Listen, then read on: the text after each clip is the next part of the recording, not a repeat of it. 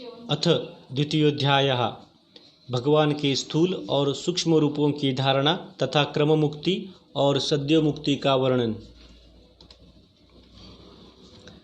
श्री सुखदेव जी कहते हैं, सृष्टि के प्रारंभ में ब्रह्मा जी ने इसी धारणा के द्वारा प्रसन्न हुए भगवान से वह सृष्टि विषयक स्मृति प्राप्त की थी जो पहले प्रलय काल में विलुप्त हो गई थी। इससे उनकी दृष्टि अमोघ और बुद्धि निश्चयात्मिका हो गई। तब उन्होंने इस जगत को वैसे ही रचा जैसा कि यह प्रलय के पहले था। वेदों की वर्णन शैली ही इस प्रकार की है कि लोगों की बुद्धि स्वर्ग आदि निरर्थक नामों के फेर में फंस जाती है। जीव वहाँ सुख की वासना में स्वप्न सा देखता हुआ भटकने लगता है, किंतु उन मायामय लोकों में कहीं भी उसे सच्चे सुख की प्राप्ति नहीं होती। इसलिए विद्वान पुरुष को चाहिए कि वह विविध नाम वाले पदार्थों से उतना ही व्यवहार करे जितना प्रयोजनीय हो। अपनी बुद्धि को उनके निस्सारता के निश्चय से परिपूर्ण रखे और एक क्षण के लिए भी असावधान न हो। यदि संसार के पदार्थ प्रारब्धवश बिना परिश्रम के यूं ही मिल जाए, तब उनके उपार्जन का परिश्रम व्यर्थ समझकर उनके लिए कोई प्रयत्न न करे। जब जमीन पर सोने से काम चल सकता है, तब पलंग के लिए प्रयत्न करने से क्या प्रयोजन। जब भुजाएं अपने को भगवान की कृपा से स्वयं ही मिली हुई है, तब तकियों की क्या आवश्यकता। जब अंजलि से काम चल सकता है, तब बहुत से बर्तन क्यों बटोरे। वृक्ष की छाल पहनकर या वस्त्रहीन रहकर भी यदि जीवन धारण किया जा सकता है, तो वस्त्रों की क्या आवश्यकता। पहनने को क्या रास्ते में चिथड़े नहीं है। भूख लगने पर दूसरों के लिए ही शरीर धारण करने वाले वृक्ष क्या फल फूल की भिक्षा नहीं देते। जल चाहने वालों के लिए नदियाँ क्या बिल्कुल सूख गई हैं। रहने के लिए क्या पहाड़ों की गुफाएं बंद कर दी गई है। अरे भाई, सब न सही, क्या भगवान भी अपने शरणागतों की रक्षा नहीं करते। ऐसी स्थिति में बुद्धिमान लोग भी धन के नशे में चूर घमंडी धनियों की चापलूसी क्यों करते हैं। इस प्रकार विरक्त हो जाने पर अपने हृदय में नित्य विराजमान स्वतः सिद्ध आत्मस्वरूप परम प्रियतम परम सत्य जो अनंत भगवान है, बड़े प्रेम और आनंद से दृढ़ निश्चय करके उन्हीं का भजन करे, क्योंकि उनके भजन से जन्म मृत्यु के चक्कर में डालने वाले अज्ञान का नाश हो जाता है। पशुओं की बात तो अलग है, परंतु मनुष्यों में भला ऐसा कौन है जो लोगों को इस संसार रूप वैतरणी नदी में गिरकर अपने कर्मजन्य दुखों को भोगते हुए देखकर भी भगवान का मंगलमय चिंतन नहीं करेगा, इन असत विषय भोगों में ही अपने चित्त को भटकने देगा। कोई साधक अपने शरीर के भीतर हृदयाकाश में विराजमान भगवान के प्रादेश मात्र स्वरूप की धारणा करते हैं। वैसा ध्यान करते हैं कि भगवान की चार भुजाओं में शंख, चक्र, गदा और पद्म है। उनके मुख पर प्रसन्नता झलक रही है। कमल के समान विशाल और कोमल नेत्र है। कदम्ब के पुष्प की केसर के समान पीला वस्त्र धारण किए हुए है। भुजाओं में श्रेष्ठ रत्नों से जड़े हुए सोने के बाजूबंद शोभायमान है। सिर पर बड़ा ही सुंदर मुकुट और कानों में कुंडल है, जिनमें जड़े हुए बहुमूल्य रत्न जगमगा रहे हैं। उनके चरण कमल योगेश्वरों के खिले हुए हृदय कमल की कर्णिका पर विराजित है। उनके हृदय पर श्रीवत्स का चिन्ह, एक सुनहरी रेखा है। गले में कौस्तुभ मणि लटक रही है। वक्षस्थल कभी न कुंभलाने वाली वनमाला से घिरा हुआ है।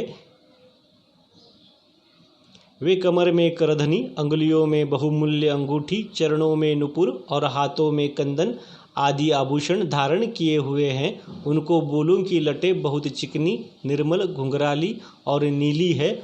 उनका मुख कमल मंद मंद मुस्काने से खिल रहा है।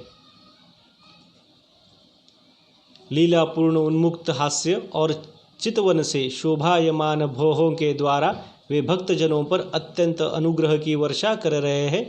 जब तक मन इस धारणा के द्वारा स्थिर न हो जाए तब तक बार बार इन चिंतन स्वरूप भगवान को देखते रहने की चेष्टा करनी चाहिए।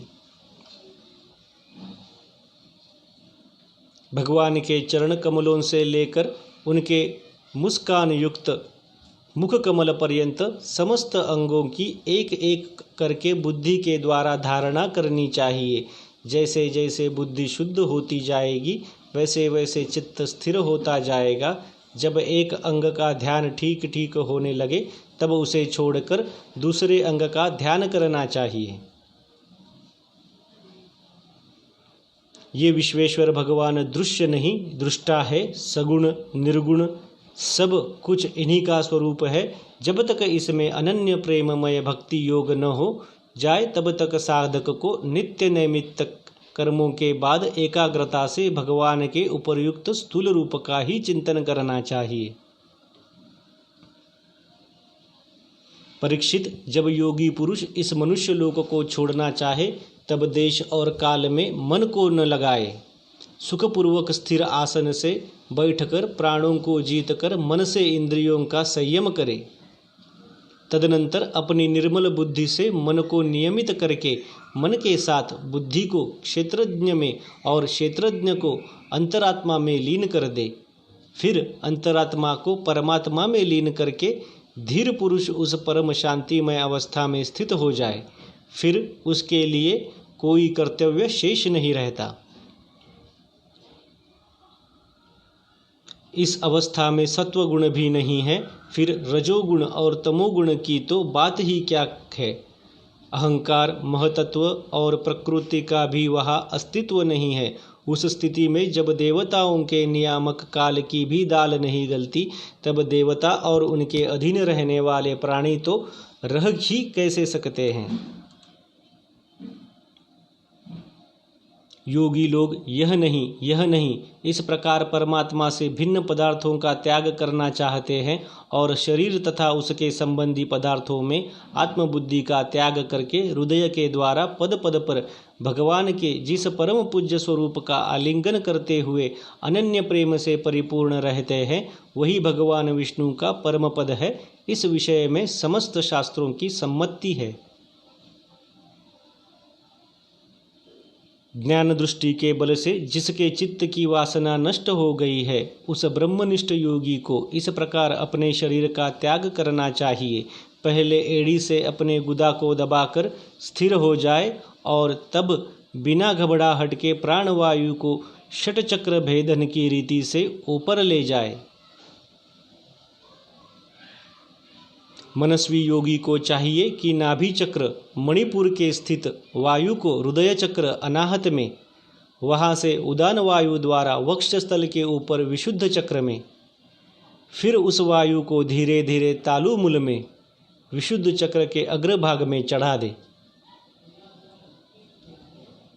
तदनंतर 2 आँख, 2 कान, 2 नासा छिद्र और मुख, इन 7 छिद्रों को रोक कर उस तालुमूल में स्थित वायु को भौहों के बीच आज्ञा चक्र में ले जाए।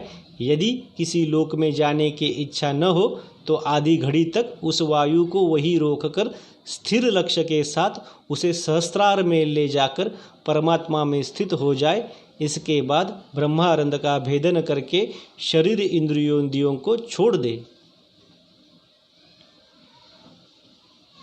परीक्षित, यदि योगी की इच्छा हो कि मैं ब्रह्मलोक में जाऊं, 8 सिद्धियां प्राप्त करके आकाशचारी सिद्धों के साथ विहार करूं अथवा त्रिगुणमय ब्रह्मांड के किसी भी प्रदेश में विचरण करूं, तो उसे मन और इंद्रियों को साथ ही लेकर शरीर से निकलना चाहिए। योगियों का शरीर वायु की भांति सूक्ष्म होता है। उपासना, तपस्या, योग और ज्ञान का सेवन करने वाले योगियों को त्रिलोकी के बाहर और भीतर सर्वत्र स्वच्छंद रूप से विचरण करने का अधिकार होता है। केवल कर्मों के द्वारा इस प्रकार का बेरोक टोक विचरण नहीं हो सकता। परीक्षित, योगी ज्योतिर्मय मार्ग सुषुम्ना के द्वारा जब ब्रह्मलोक के लिए प्रस्थान करता है तब पहले वह आकाश मार्ग से अग्निलोक में जाता है। वहाँ उसके बचे खुचे मल भी जल जाते हैं। इसके बाद वहाँ से ऊपर भगवान श्री हरि के शिशुमार नामक ज्योतिर्मय चक्र पर पहुँचता है। भगवान विष्णु का यह शिशुमार चक्र विश्व ब्रह्मांड के भ्रमण का केंद्र है। उसका अतिक्रमण करके अत्यंत सूक्ष्म एवं निर्मल शरीर से वह अकेला ही महिलोकर में जाता है। वह लोक ब्रह्मवेत्ताओं के द्वारा भी वंदित है और उसमें कल्प पर्यंत जीवित रहने वाले देवता विहार करते रहते हैं। फिर जब प्रलय का समय आता है तब नीचे के लोकों को शेष के मुख से निकली हुई आग के द्वारा भस्म होते देख वह ब्रह्मलोक में चला जाता है। जिस ब्रह्मलोक में बड़े बड़े सिद्धेश्वर विमानों पर निवास करते हैं, उस ब्रह्मलोक की आयु ब्रह्मा की आयु के समान ही 2 परावर्ष की है। वहाँ न शोक है, न दुख, न बुढ़ापा है, न मृत्यु। फिर वहाँ किसी प्रकार का उद्वेग या भय तो हो ही कैसे सकता है। वहाँ यदि दुख है तो केवल एक बात का, वह यही कि इस परम पद को न जानने वाले लोगों के जन्म मृत्यु में अत्यंत घोर संकटों को देखकर दयावश वहाँ के लोगों के मन में बड़ी व्यथा होती है। सत्यलोक में पहुँचने के पश्चात वह योगी निर्भय होकर अपने सूक्ष्म शरीर को पृथ्वी से मिला देता है और फिर उतावली न करते हुए 7 आवरणों का भेदन करता है। पृथ्वी रूप से जल को और जल रूप से अग्निमय आवरणों को प्राप्त होकर वह ज्योति रूप से वायु रूप आवरण में आ जाता है और वहाँ से समय पर ब्रह्म की अनंतता का बोध कराने वाले आकाश रूप आवरण को प्राप्त करता है। इस प्रकार स्थूल आवरणों को पार करते समय उसकी इंद्रियां भी अपने सूक्ष्म अधिष्ठान में लीन होती जाती है। घ्राणेन्द्रिय गंधन मात्रा में, रसना रसत मात्रा में, नेत्र रूप तन्मात्रा में, त्वचा स्पर्श तन्मात्रा में, स्तोत्र शब्द तन्मात्रा में और कर्मेंद्रिया अपनी अपनी क्रिया शक्ति में मिलकर अपने अपने सूक्ष्म स्वरूप को प्राप्त हो जाती है। इस प्रकार योगी पंचभूतों के स्थूल सूक्ष्म आवरणों को पार करके अहंकार में प्रवेश करता है। वह सूक्ष्म भूतों का तामस अहंकार में, इंद्रियों को राजस अहंकार में तथा मन और इंद्रियों के अधिष्ठाता देवताओं को सात्विक अहंकार में लीन कर देता है। इसके बाद अहंकार के सहित लय रूप गति के द्वारा महतत्व प्रवेश करके अनंत में समस्त गुणों के लय स्थान प्रकृति रूप आवरण में जा मिलता है। परीक्षित, महाप्रलय के समय प्रकृति रूप आवरण का भी लय हो जाने पर वह योगी स्वयं आनंद स्वरूप होकर अपने उस निरावरण रूप से आनंद स्वरूप शांत परमात्मा को प्राप्त हो जाता है। जिसे इस भगवन्मयी गति की प्राप्ति हो जाती है, उसे फिर इस संसार में नहीं आना पड़ता। परीक्षित, तुमने जो पूछा था उसके उत्तर में मैंने वेदोक्त द्विविध सनातन मार्ग सद्योमुक्ति और क्रम मुक्ति का तुमसे वर्णन किया। पहले ब्रह्मा जी ने भगवान वासुदेव की आराधना करके उनसे जब प्रश्न किया था तब उन्होंने उत्तर में इन्हीं दोनों मार्गों की बात ब्रह्मा जी से कही थी। संसार चक्र में पड़े हुए मनुष्य के लिए जिस साधन के द्वारा उसे भगवान श्री कृष्ण की अनन्य प्रेममयी भक्ति प्राप्त हो जाए, उसके अतिरिक्त और कोई भी कल्याणकारी मार्ग नहीं है। भगवान ब्रह्मा ने एकाग्र चित्त से सारे वेदों के 3 बार अनुशीलन करके अपनी बुद्धि से यही निश्चय किया कि जिससे सर्वात्मा भगवान श्री कृष्ण के प्रति अनन्य प्रेम प्राप्त हो वही सर्वश्रेष्ठ धर्म है। समस्त चर अचर प्राणियों में उनके आत्मा रूप से भगवान श्री कृष्ण ही लक्षित होते हैं, क्योंकि ये बुद्धि आदि दृश्य पदार्थ उनका अनुमान करने वाले लक्षण हैं। वे इन सब के साक्षी एकमात्र दृष्टा है। परीक्षित, इसलिए मनुष्यों को चाहिए कि सब समय और सभी स्थितियों में अपनी संपूर्ण शक्ति से भगवान श्री हरि का ही श्रवण, कीर्तन और स्मरण करें। राजन, संत पुरुष आत्मस्वरूप भगवान की कथा का मधुर अमृत बांटते ही रहते हैं। जो अपने कान के दोनों में भर भर कर उनका पान करते हैं, उनके हृदय से विषयों का विषैला प्रभाव जाता रहता है, वह शुद्ध हो जाता है और वे भगवान श्री कृष्ण के चरण कमलों की सन्निधि प्राप्त कर लेते हैं। इति श्रीमद्भागवते महापुराणे पारमहंस्या संहिताया द्वितीय स्कंदे पुरुष संस्था वर्णनम नाम द्वितीयोऽध्यायः।